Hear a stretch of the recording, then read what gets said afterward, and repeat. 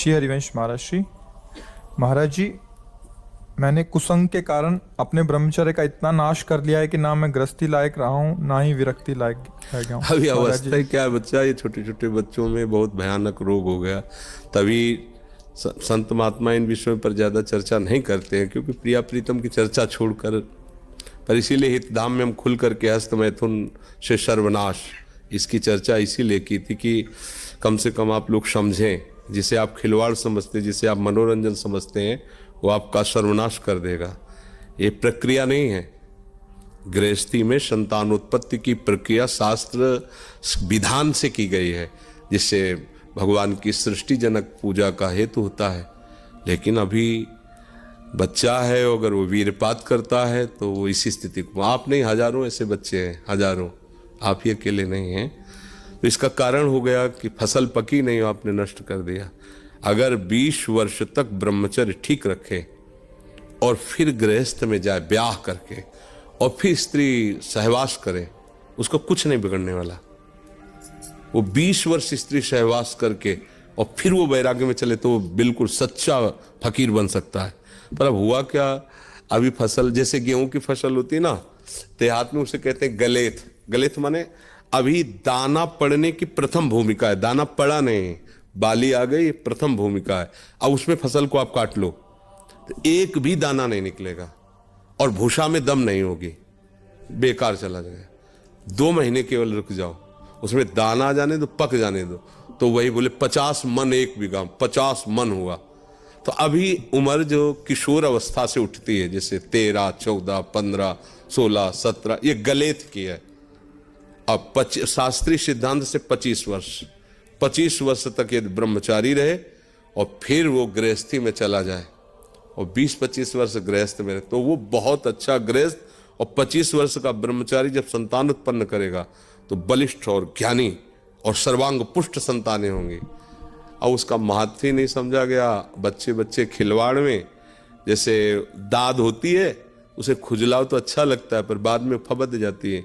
बस दाद जैसा सुख मिलता है उसको खुजलाने का, और उसी को सुख समझता है। अभी अज्ञानी है, जानता है नहीं। वीरपात जैसी भयानक मतलब वृत्ति उत्पन्न हो गई, अब उसको किसी दूसरे की जरूरत नहीं, तो अब वो उसे खिलवाड़ समझता है।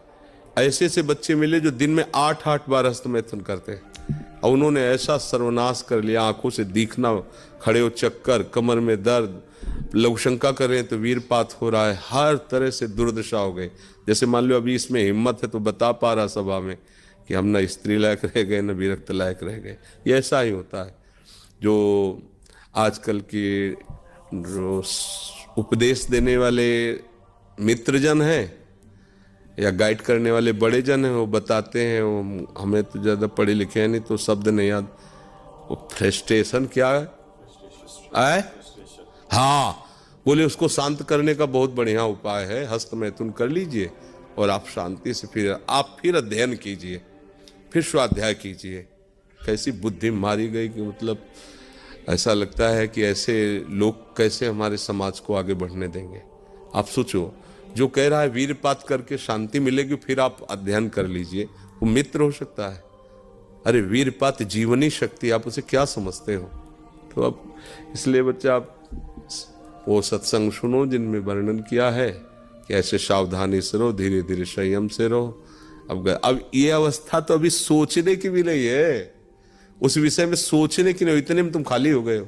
अब आप सोचो क्या है, ये कोई संकोच की बातें नहीं। बच्चियां सब बर्बाद हो रहे हैं, यानी कि बच्चे ही बर्बाद हो रहे हैं सब। बहुत बड़ी हानि, बहुत बड़ी, ये हमारे समाज की बहुत बड़ी हानि है।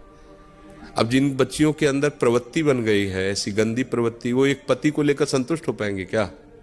जिन बच्चों के अंदर ऐसी प्रवृत्ति हो गई, वो एक पत्नी में संतुष्ट हो पाएंगे क्या? दोनों का जीवन बर्बाद है। तो बिना शास्त्र अनुशासन के, बिना संयम के, इसीलिए पहले था कि चाहे राजा का राजकुमार हो, चाहे गरीब का बालक हो, दोनों को गुरुकुल में रखा जाता था एक लेवल पर। दोनों संयम से चले, तुम राजा बनो, तुम प्रजा बन करके राजा की सेवा करो, वो जो भी, पर दोनों एक समान गुण के अधिकारी होते थे। अब आजकल तो ये सब है नहीं, और अपने बस की बात नहीं रह गई। भाई आप न सुधरना चाहो तो चाहे ब्रह्मा जी आ जाए, आपको नहीं सुधार सकते, आपके सुधरने पर है। आपने खुद अपना नाश कर लिया। अभ्यास एक ऐसी चीज होती है कि बहुत अच्छी भी होती है, बहुत बुरी भी होती है। अब जैसे जिनको ऐसा अभ्यास हो गया है, वो कसम खा ले तो भी नहीं रुक सकते, क्योंकि उनके हाथ वहीं पहुंच जाएंगे, वैसी चेष्टा करेंगे, फिर बाद में उनको रोना आएगा, फिर वो कसम खाएंगे, फिर वो हार जाएंगे, पर उनके जबरदस्ती वो क्रिया करा लेगा। अभ्यास एक बहुत बड़ी चीज होती है। देखो सुधरने की चेष्टा है। हाँ, आप निकल सकते हो। सत्संग सुनो, जो ब्रह्मचर्य संबंध ब्रह्मचर्य संबंधी सत्संग दिया, उन पे क्या ज्यादा चर्चा करे। वो बहुत सत्संग है ब्रह्मचर्य के, उनको सुनो। देखो महाराज जी, दिन में तो कभी स्वप्न, दिन में से कभी हस्तक्रिया हो नहीं सकती। अभ्यास इतना गलत बन गया महाराज जी कि हाथ वहाँ पहुंच जाता है, वो भी रात में। अच्छा, हम तो नाम का निरंतर रटन करते रहते हैं। ऐसा नहीं बच्चा, बहुत नहीं, ऐसा बच्चा निरंतर नाम का रटन सिद्धों का होता है। नाम की फिर अवहेलना हो जाएगी ऐसे। हाँ बच्चा नहीं, क्योंकि अब देखो जहाँ बैठे हो आप बहुत संभल के बोलो, क्योंकि नाम हमारा आराध्य देव, हमारे एकदम नाम पर अगर कोई बोले तो हमें एकदम आवेश आ जाएगा, क्योंकि हम नाम से जी रहे हैं और नाम का स्वाद ले रहे हैं। नाम क्या है, इस पर काम की क्या ताकत है कि नाम जहाँ चल रहा है वो अपना प्रभाव दिखा दे। ऐसा थोड़ी कि हम राम राम कृष्ण कृष्ण कह रहे हैं, वो हमें आके परास्त कर गया। ऐसा होते जितने बड़े बड़े दिग्गज समर्थ महात्मा हुए तो सब बेकार हो जाते। रात में नहीं चलता ना महाराज जी। बच्चा देखो, बच्चा अभ्यास करो, रात हो या दिन हो, ये कोई बड़ी बात नहीं है। अभ्यास गलत जैसे तुमने कर लिया है, ऐसे सही अभ्यास करो। थोड़ी देर सो, कम सो, और उठ के बैठ जाओ जब आपको लग रहा हो ऐसा, और टहलने लगो। उस समय लेटो मत, और जोर जोर से नाम कीर्तन करो, राधा राधा राधा। प्रभु से प्रार्थना करो, नाथ गंदी आदतों में फंस गया हूँ, आप पिता हो, आप संभाल लो। वो चाहे ना तो घोर वैश्यागामी को महात्मा बना देते हैं, तो उनसे प्रार्थना करो। और अपने को बहुत छोटा समझो, अभिमान किसी बात का करो मत, और ये बातें अंदर ही रखो। अब कभी कहना नहीं। इसके कहने से क्या होता है, सत्ता इसकी दृढ़ होती है, सूक्ष्म बात होती है। मुझे काम आ रहा है तो आपने काम की सत्ता दृढ़ कर दी, अब आप परास्त हो जाओगे। ऐसी तैसी हम भगवान के अंश है, भगवान के नाम के बल से हम कुछ भी जीत सकते हैं। ये कभी अपने मन को इतना निराश नहीं कर देना चाहिए कि अब तो मैं हार गया। नहीं, हम हर बार हारेंगे, पर हर बार हम जीतने का प्रयास करेंगे तो जीत जाओगे। ऐसा कोई नहीं, काम क्रोध लोभ मोह मद मत्सर, जो हम जीत ना सके। बस हमारे साथ भगवान हो, भगवान का आश्रय, भगवान का नाम, भगवान की चर्चा।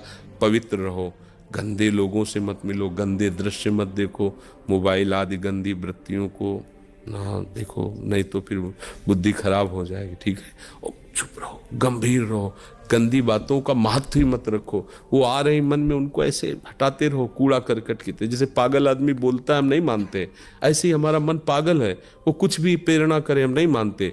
बस लगेगा, समय लगेगा, अपने आप जो होने दीजिए। आप स्वयं चेष्टा मत कीजिए, तो धीरे धीरे धीरे धीरे ठीक हो सकता है। ऐसा नहीं कि नहीं ठीक हो सकता, बड़े बड़े असाध्य रोग ठीक हो जाते हैं।